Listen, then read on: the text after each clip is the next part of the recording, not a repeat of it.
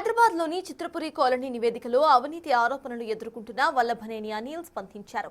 ఈ రిపోర్టును తాము స్వాగతిస్తున్నామని అన్నారు. ఆయన 2019లోనే 51 ఎంక్వైరీలు వేశామని 111 కోట్లు కాంట్రాక్టర్లు అడ్వాన్స్ ఇచ్చారని తెలిందని అన్నారు అనిల్. ఇందులో బ్యాంక్ రుణాలు కూడా ఉన్నాయని, తాను సొసైటీ అధ్యక్షుడిని అయిన తరువాత కొంత రుణాలు తీర్చి సొసైటీని నిలుపుకున్నానని అంటున్నారు. అక్రమాల వ్యవహారంలో కమిటీలో ఉన్న అందరినీ కూడా బాధ్యుల్ని చేయాలన్న కోణంలో కొందరిని అనవసరంగా ఇరికిస్తున్నారని అంటున్నారు. 51 ఎంక్వైరీ 60 సర్చార్జ్ని స్వాగతిస్తున్నాము. ఆ మధ్యలో కొందరు ఒక 3-4 వ్యక్తుల ద్వారా ఇదంతా జరిగింది. సో ఏదైనా కానీ మేము కూడా దీంట్లో బలైనట్టే లెక్క. కానీ మేము వచ్చినాక ఎంఐజే కానీ డూప్లెక్సే కానీ రోస్లే కానీ కంప్లీట్ చేసినామనే ఒక సాటిస్ఫాక్షన్ అయితే మాకు ఉంది. అంతకుముందు ఏజీ ఈ సింగిల్ బెడ్రూమ్ వాళ్ళు కంప్లీట్ చేసారు. ఇప్పుడు మేము వచ్చినాక ఇవి కంప్లీట్ చేసినాము. ఇక ఫర్దర్ కూడా కొత్త ప్రాజెక్ట్ కూడా మా కంట్రోల్లోనే ఉంది. సో పర్మిషన్లు వచ్చినాయి. ఏదైనా కానీ కొందరు సేవా ముసుగులో ఇవన్నీ చేసిండ్రు అనేది మాకు తెలుసు. దీనికి మాకు ఆపోజిట్ కొట్లాడుతున్న మద్దినేని రమేష్, కస్తూరి శ్రీనివాసు మరి ఇన్ని రోజులు మీరు ఏదేదో వల్లభనేని అనిల్ కుమార్ మీద మీరు ఏమేమో మాట్లాడి పేపర్లు వేసి టీవీలలో చెప్పి 100 కోట్లు 1000 కోట్లు కుంభకోణం చేసినని చెప్పారు కదా. ఇవాళ రండి, ఇవాళ వచ్చి మరి మీడియా ముందు వచ్చి చెప్పట్లేదు. మీరు ఇవాళ తప్పు చేసినంత మీ ముసుగు ఇప్పుడు బయటపడే టైం వచ్చింది. మీరు ఎక్కడెక్కడికి వెళ్ళి ఎన్నెన్ని డబ్బులు తీసుకొచ్చి మా మీద కొట్లాడిరు అనేది మాకు తెలుసు. ఇంకా నెక్స్ట్ మీ పంతం కూడా పబ్లికే పడతారు. మేము కూడా మిమ్మల్ని అంత ఈజీగా వదిలిపెట్టే ప్రసక్తే లేదు. మీరు ఏడేదో డబ్బులు తెచ్చారు అందరూ మాకు వచ్చి కంప్లైంట్లు ఇస్తున్నారు. దాన్ని బట్టి మేము కూడా తగిన చర్యలు వాళ్ళకి కూడా తీసుకొని ముందుకు పోతూ ఉంటాం. అవినీతి జరిగిందంటే ఇంతకుముందు గతంలో తిన్నోళ్ళు తిన్నారండి. అది మాకే సంబంధం లేదు. మాకు ఈ 5 సంవత్సరాల్లో మనశ్శాంతి లేకుండా నానా చిత్రవదలు పెట్టారు. వీళ్ళే తిన్నారు అనేసి. మొన్న ఒక వ్యక్తి కూడా ఏమంటున్నాడంటే మీకు వాళ్ళకు ముట్టిపోతున్నాయి కాబట్టి వాళ్ళు ఏం మాట్లాడట్లేదు, వాళ్ళు డమ్మీలు అనేసి. మా ఎదురుగా వచ్చి అడిగితేనే కదా మేము డమ్మీలమో మేము ఏంటో అనేసి తేలుస్తాము. మమ్మల్ని డమ్మీలు అంటున్నారు. డమ్మీలు అనేసి ఎలా అంటారు? ఇప్పుడు తిన్నోళ్ళు ఎవరు బయటపడ్డారు కదా, వాళ్ళకి ఏం చేస్తారు? ఆ వ్యక్తి ఎవరో ఒక మీడియాలో కూర్చొని మాట్లాడుతున్నాడు. ఇప్పుడు తిన్నోళ్ళది ఏం చేస్తారు? ఇప్పుడు ఆల్రెడీ గవర్నమెంట్ నివేదన ఇచ్చింది కాబట్టి చట్టం దాని పని అదే చేసుకుని తేలుస్తుందండి. ఇప్పుడు మేమే అన్యాయం చేయలేదు, మేమంతా న్యాయమే చేసాము. ఆ గతంలో అన్యాయం చేసిన వాళ్ళకి తేల్చారు గవర్నమెంట్, కాబట్టి వాళ్ళే తేల్చుకుంటారు అంతే. తప్పకుండా ఇప్పుడు గవర్నమెంటే నివేదన ఇచ్చింది కాబట్టి మేము తప్పకుండా వాళ్ళు చెప్పిన దాన్ని బట్టి రికవరీ చేయాల్సిందే, అది కంపల్సరీగా. చిత్రపురి కాలనీ కోఆపరేటివ్ సొసైటీకి సంబంధించిన అక్రమాల కేసు కలకలం రేపుతోంది. సినీ కార్మికుల సంక్షేమం కోసం కేటాయించిన ప్లాట్లు, ఫ్లాట్లలో అవకతవకలు జరిగాయని ఆరోపణలు ఉన్నాయి. మరిన్ని డీటెయిల్స్ మా ప్రతినిధి సురేష్ అందిస్తారు. చిత్రపురి కాలనీలో భారీ అవినీతి జరిగింది. దాదాపు 43 కోట్ల రూపాయలు రికవరీ చేయాలని చెప్పేసి కూడా కమిటీ నివేదిక ఇవ్వడం జరిగింది ప్రభుత్వానికి. దీనికి సంబంధించే ప్రస్తుతం చిత్రపురి కాలనీ ప్రెసిడెంట్ అనిల్ ఉన్నారు. ఒకసారి మాట్లాడదాం. అసలు ఈ కమిటీ రిపోర్ట్లో ఏముంది, అవినీతి జరిగిందని చెప్పేసి కమిటీ నిర్ధారించింది ప్రభుత్వానికి. ప్రభుత్వం ఎలాంటి చర్యలు తీసుకునే అవకాశం ఉంది, 18% అదనంగా వసూలు చేయాలని చెప్పేసి కూడా కమిటీ నిర్ణయించారు. అసలు ఏ విధంగా అవినీతి జరిగింది చిత్రపురి కాలనీలో? ఒకటే అండి, తెలుగు సినీ వర్కర్స్ కోఆపరేటివ్ హౌసింగ్ సొసైటీలో కాంట్రాక్టర్కి ఎక్కువ అడ్వాన్స్లు ఇచ్చారని చెప్పేసి 2014 నుంచి కూడా కాంట్రాక్టర్కి ఎక్కువ అడ్వాన్స్లు ఇస్తున్నారు అని చెప్పేసి బాగా అసెంబ్లీలో బట్టి విక్రమార్క గారు కానీ ఇంకా వివిధ రకాల మా సభ్యులు కానీ కంప్లైంట్స్ పెట్టిన మాట మీకు అందరికీ తెలుసు. దాని మీద 2019లో 51 ఎంక్వైరీ వేయడం జరిగింది.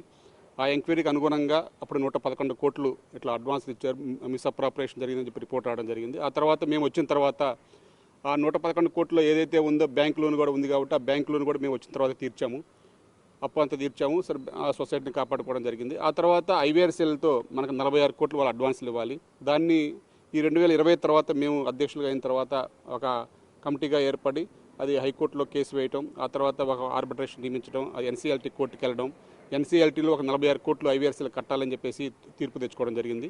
దానికి అనుగుణంగా 46 కోట్లు కూడా తీసివేసి ఇక మిగిలిన కాంట్రాక్టులు ఎవరైతే ఉన్నారో యువర్స్ కన్స్ట్రక్షన్ కానీ ఎస్వీఆర్ఎం కానీ ఇట్లా ఈడబ్ల్యూఎన్ఎస్ ఎస్ఎల్ఎన్ కంపెనీలకి అప్పుడు ఎక్కువగా అడ్వాన్స్లు ఇచ్చారని చెప్పేసి అభియోగం మేరకు ఎంక్వైరీ జరిగింది. దానికి అనుగుణంగానే ఈరోజు 44 కోట్లు అడ్వాన్స్లు కట్టాలని చెప్పేసి రిపోర్ట్ రావడం జరిగింది.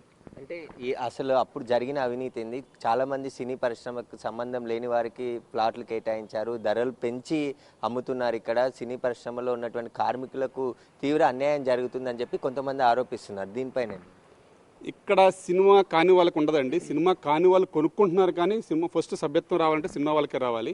తర్వాత కొనుక్కునే వాళ్ళు ఎవరైనా కొనుక్కోవచ్చు. అది ఈ అవినీతికి దీనికి అసలు ఇది కారణం కాదండి. ఈ రిపోర్ట్ ఒక క్లియర్గా ఉద్దేశం ఏంటంటే, ఇక్కడ ఎవరైతే సభ్యులు కట్టారో, ఈ సినీ కార్మికుల సభ్యులు ఇళ్ల కోసం కట్టిన డబ్బులు కాంట్రాక్టులకి అడ్వాన్స్లు ఇవ్వకూడదు అనేది ఒక సిస్టమ్ ఇక్కడ. కాబట్టి ఏంటంటే, గతంలో కాంట్రాక్టులు మేము చేస్తామని చెప్పేసి ఇట్లా సభ్యుల ద్వారా కమిటీ మీదకి ఒత్తిడి తీసుకొచ్చి కమిటీలో కొందరు స్వార్థంగా కూడా వాళ్ళకున్న అధికారాలను ఉపయోగించుకొని ఆ కాంట్రాక్టులకు ఎక్కువ అడ్వాన్స్లు ఇవ్వడం, ఇవన్నీ కూడా జరిగినాయి. దానికి ఏంటంటే, ఇక యాజ్ పర్ రూల్స్ ప్రకారం అందరిని బాధ్యులను చేయాలి కాబట్టి అందరిని బాధ్యత చేశారు. 2005 నుంచి 20 దాకా ఉన్న కమిటీ సభ్యులు అందరినీ బాధ్యులను చేస్తూ ఆ తీర్పు ఇవ్వడం జరిగింది. కానీ అంతిమంగా అది కాంట్రాక్ట్కి అడ్వాన్స్లు ఇచ్చారని క్లియర్గా రాశారు దాంట్లో. ఎవరెవరు మేము కూడా ఇప్పుడు ఇప్పుడు నేను ఈరోజు అధ్యక్షుడిని, అప్పుడు కమిటీ మెంబర్ని, మా పేరు కూడా ఉంది క్లియర్గా దాంట్లో. 43 కోట్లు కట్టవలసిన దాంట్లో మా పేరు కూడా ఉంది. అప్పుడు మాకు ఒక అధికారాలు ఏమీ ఉండవు. ఒక కమిటీ మెంబర్ని ఏదైనా ఉంటే మేము అబ్జెక్ట్ చేయొచ్చు, అన్ని చేయొచ్చు. మీరు దాంట్లో డిపోజిషన్ కూడా క్లారిటీగా రాశారు. ఇక వివిధ రకాలుగా ఎన్నో మాట్లాడతారు, కానీ అది క్లియర్గా ఇప్పుడు వాళ్ళ బాధ ఏంటంటే 100 కోట్లు అనిల్ ఒక్కడే అని చెప్పేసి నిన్నటిదాకా అంతా ఓదరగొట్టి ప్రతి ఒక్కరి దగ్గర చాలా బ్యాడ్ చేయాలని చెప్పేసి సొసైటీని చాలా అధోపతి చేశారు.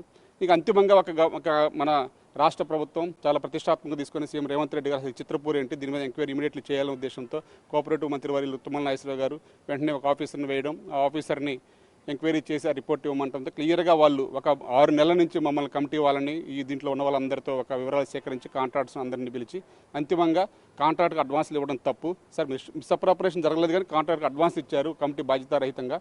కాబట్టి అందరినీ కోఆపరేటివ్ రూల్స్ ప్రకారం చేసింది ఎవరు ఒకరిద్దరైనా సరే బాధ్యతగా అందరినీ రూల్స్ ప్రకారం చేయాలి. కాబట్టి అందరూ భాగస్వాములు, అందరూ కట్టాలని చెప్పేసి ఆ రిపోర్ట్ ఇవ్వడం జరిగింది. అంటే అడ్వాన్స్లు ఎందుకు ఇవ్వాల్సి వచ్చింది అప్పుడు? మరి ఒకవేళ అడ్వాన్స్లు ఇవ్వద్దని చెప్పేసి మీరే చెప్తున్నారు, అడ్వాన్స్లు ఇచ్చామంటున్నారు, ఎందుకు ఇవ్వాల్సి వచ్చింది అసలు వాటికి? అదే అండి, దాంట్లో క్లారిటీగా ఉందండి. ఎందుకంటే ఇప్పుడు నేను ఒక ప్రెసిడెంట్ అయిన తర్వాత కూడా నేను కూడా సొసైటీని కాపాడుకోవాల్సిన బాధ్యత నాకు కూడా ఉంది. నేను డే 1 నుంచి కూడా చెప్తున్నాను, నేను ఈ 2020 ప్రెసిడెంట్ అయిన తర్వాత ఎంత కష్టకాలంలో ఉన్నో తెలుసు. ప్రెసిడెంట్ అయిన రోజుకే 135 కోట్ల అప్పుల్లో ఇచ్చారు నాకు. అయినా సరే ఒక బ్యాంక్ అప్పు తీర్చుకున్నాము. సో ఇట్లా ఉన్న ప్రాజెక్ట్ అంతా కంప్లీట్ చేసుకున్నాము. అంటే ఇక్కడ రేట్లు పెంచుకొని ఆ డబ్బులతో ప్రాజెక్ట్ కంప్లీట్ చేసుకున్నాం తప్ప గతంలో చేసిన అప్పుల్ని అన్ని సరి చేసుకుంటా ఉన్న వ్యవస్థను కాపాడుకుంటా వెళ్తున్నాము.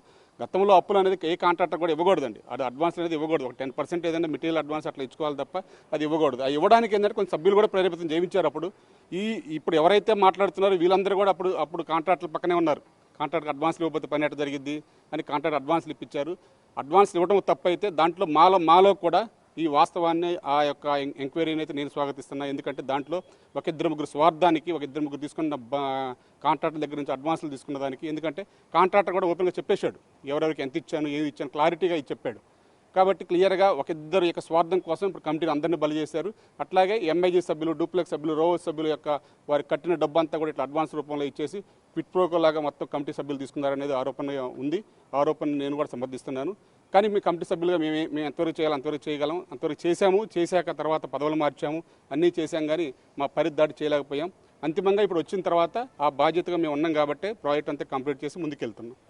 అయితే చిత్రపురి కాలనీ కోఆపరేటివ్ సొసైటీకి సంబంధించి అధ్యక్షుడు అనిల్ చెప్తున్నటువంటి మాటలు, ఏదైతే రిపోర్ట్ను మేము స్వాగతిస్తున్నాం, ఖచ్చితంగా కొందరు ఒక 4-5 ఏదైతే అడ్వాన్స్ రూపంలో తీసుకున్నటువంటి వాటిని క్విట్ ప్రోకోలాగా తినేసిన మాట వాస్తవమే. దానికి సంబంధించి గవర్నమెంట్ ఏ నిర్ణయం తీసుకుంటే దానికి కట్టుబడి ఉంటామని చెప్పేసి కూడా చెప్తున్నారు. కెమెరామెన్ శ్రీకాంత్తో సురేష్, బిగ్ టీవీ, హైదరాబాద్.